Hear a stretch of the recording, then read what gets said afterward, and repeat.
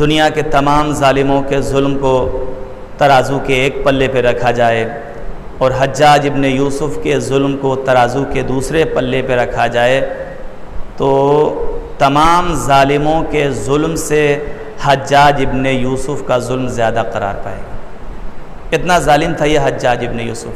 تاریخ اس کے ظلم کو اور واضح کرنے کے لیے لکھتی ہے کہ اس کے قید خانے میں 80,000 محبان اہل بیت تھے کہ جو ہمیشہ موت و حیات کی کشمکش میں زندگی گزار رہے تھے۔ تاریخ اس کے ظلم کو اور واضح کرنے کے لیے لکھتی ہے کہ ان 80,000 قیدیوں میں 50,000 مرد تھے اور 30,000 خواتین تھیں۔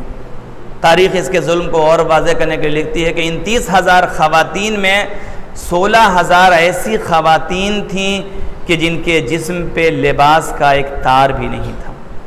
ایسا بدترین ظالم تھا یہ حجاج ابن یوسف۔ تاریخ اس کے ظلم کو واضح کرنے لکھتی ہے کہ ایک مرتبہ حجاج ابن یوسف نے اپنے قید خانے سے سعید ابن جبیر نامی ایک شخص کو بلایا۔ سعید ابن جبیر آتے ہیں، ہاتھوں میں ہتھ کڑی ہے، پیروں میں بیڑی ہے، سر اور چہرے کے بال بڑھے ہوئے ہیں۔ تو ایک مرتبہ سعید نے حجاج سے کہا کہ حجاج نے سعید سے کہا کہ سعید، ہم نے سنا ہے کہ تم علی کے فضائل بیان کرتے ہو۔ تو سعید نے کہا کہ حجاج، میں کوئی نیا کام نہیں کر رہا ہوں، بلکہ میں تو وہی کام کر رہا ہوں کہ جو مجھ سے پہلے اللہ اور اللہ کے رسول انجام دے چکے ہیں۔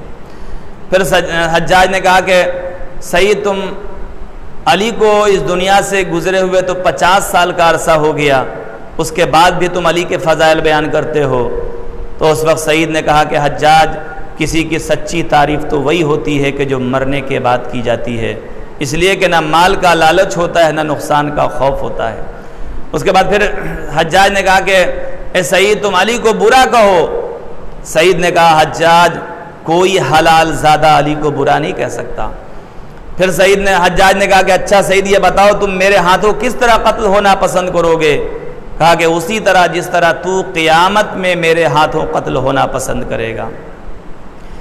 اس کے بعد حجاج نے سپاہیوں کو حکم دیا کہ سعید کو قبلہ رخ کھڑا کرو، اس کے بعد اس کی گردن کو کاٹ دو۔ سعید کو قبلہ رخ کھڑا کیا گیا۔ سعید نے بڑھتے ہوئے قاتل کو دیکھا، قاتل کے ہاتھ میں چمکتی ہوئی تلوار کو دیکھا اور قرآن کریم کی آیت پڑھی، انی وجہت وجہیہ، میں نے اپنا چہرہ تو اپنے پروردگار کی طرف کر رکھا ہے۔ جیسے ہی حجاج نے یہ جملہ سنا، ایک مرتبہ حجاج نے اپنے سپاہیوں کو حکم دیا کہ سعید کو قبلہ رخ سے پھرا دو، اس کے بعد اس کی گردن کو کاٹو۔ سعید کو قبلہ رخ سے پھرایا گیا۔ سعید نے پھر بڑھتے ہوئے قاتل کو دیکھا، قاتل کے ہاتھ میں چمکتی ہوئی تلوار کو دیکھا اور قرآن کریم کی دوسری آیت پڑھی، اینما تولوا فثم وجہ اللہ، تم چاہے جدھر بھی اپنا چہرہ کر لو، تمہارا پروردگار تو تمہارے سامنے موجود ہے۔ جیسے ہی حجاج نے جملہ سنا، ایک مرتبہ حجاج نے پھر سپاہیوں کو حکم دیا کہ سعید کو منہ کے بل زمین پہ لٹاؤ، اس کے بعد اس کی گردن کو کاٹو۔ سعید کو منہ کے بل زمین پہ لٹایا گیا۔ سعید نے بڑھتے ہوئے قاتل کو دیکھا، قاتل کے ہاتھ میں چمکتی ہوئی تلوار کو دیکھا اور قرآن کریم کی تیسری آیت پڑھی، منہا خلقناکم وفیہا نعیدکم، ہم مٹی ہی سے پیدا ہوئے ہیں اور مٹی ہی کی طرف جا رہے ہیں۔ عزیزان گرامی، تو آپ نے دیکھا کہ انسان امام کی محبت میں مر جانا گوارا کرتا تھا، لیکن دامن اہل بیت کو چھوڑنا گوارا نہیں کرتا تھا۔ متوکل نے حکم دیا کہ کوئی بھی شخص قبر حسین پہ زیارت کے لیے نہیں جا سکتا، لیکن ہاں اس شرط پہ جا سکتے ہیں کہ دو آئیں گے جن میں ایک کو قتل کیا جائے گا، دوسرے کو قبر حسین پہ زیارت کے لیے بھیجا جائے گا۔ یہ متوکل نے کس لیے کیا؟ صرف اس لیے کیا تاکہ کوئی حسین کا چاہنے والا قبر حسین پر زیارت کے لیے نہ پہنچ سکے۔ لیکن دنیا والوں نے دیکھا کہ کبھی دو دوست آتے ہیں جن میں ایک دوست اپنا گلا کٹا دیتا ہے، دوسرا دوست قبر حسین پر زیارت کے لیے پہنچتا ہے۔ کبھی دو بھائی آتے ہیں جن میں ایک بھائی اپنا گلا کٹا دیتا ہے، دوسرا بھائی قبر حسین پر زیارت کے لیے پہنچتا ہے۔ کبھی دو بہنیں آتی ہیں جن میں ایک اپنی گردن کو قربان کر دیتی ہے، دوسری قبر حسین پر زیارت کے لیے پہنچتی ہے۔ کبھی باپ اور بیٹے آتے ہیں جن میں ایک اپنی گردن کو قربان کر دیتا ہے، دوسرا قبر حسین پر زیارت کے لیے پہنچتا ہے۔ اسی اثنا میں ایک مرتبہ سپاہیوں نے دیکھا کہ ایک بی بی ہے جو اپنے آغوش میں ایک بچے کو لیے ہوئے چلی آ رہی ہے۔ تاریخ میں اس بی بی کا نام ناصرہ بتایا جاتا ہے۔ جیسے ہی ناصرہ پہنچتی ہے، ناصرہ نے سپاہیوں سے کہا کہ ہم امام کی زیارت کرنے کے لیے جانا چاہتے ہیں۔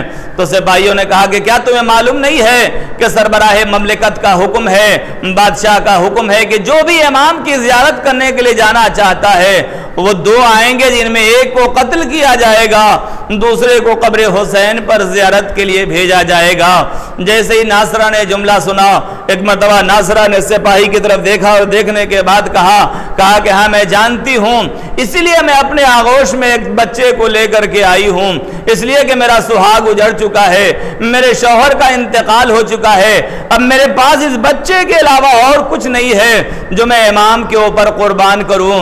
بس جیسے ہی ناصرہ نے جملہ سنا، ناصرہ نے جیسے ہی جملہ کہا تو ایک مرتبہ سپاہیوں نے کہا کہ بتا تو اپنا گلا پیش کرنا چاہتی ہے یا اپنے بچے کا گلا پیش کرنا چاہتی ہے؟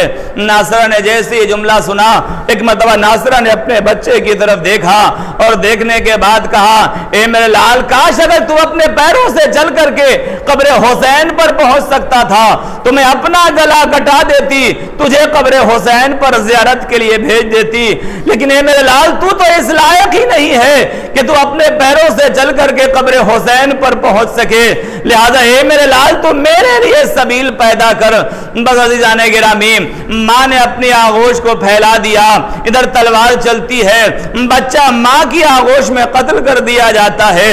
ناصرہ امام کی زیارت کرنے کے لیے جاتی ہے، جب زیارت کرنے کے بعد پلٹنے لگی تو ایک مرتبہ ناصرہ نے آواز دی، اے مولا، اے آقا، جب آئی تھی تو گودی آباد تھی، لیکن جب جا رہی ہوں تو گودی خالی ہو چکی ہے۔ میں کہوں گا ناصرہ، فرق ہے کربلا کے شہیدوں میں اور دوسرے شہیدوں میں۔ کربلا میں مرد نہیں بلکہ مائیں جب اپنے بچوں کو کربلا کے میدان میں بھیجتی تھی تو یہ کہہ کر کے بھیجتی تھی کہ میرے لال، میدان میں جا تو رہے ہو لیکن زندہ واپس پلٹ کر کے نہیں آنا۔ سیعلم الذین ظلموا ای منقلب ینقلبون وآخر دعوانا ان الحمد للہ رب العالمین۔ پروردگارہ اس مختصر سی مجلس کو قبول فرما۔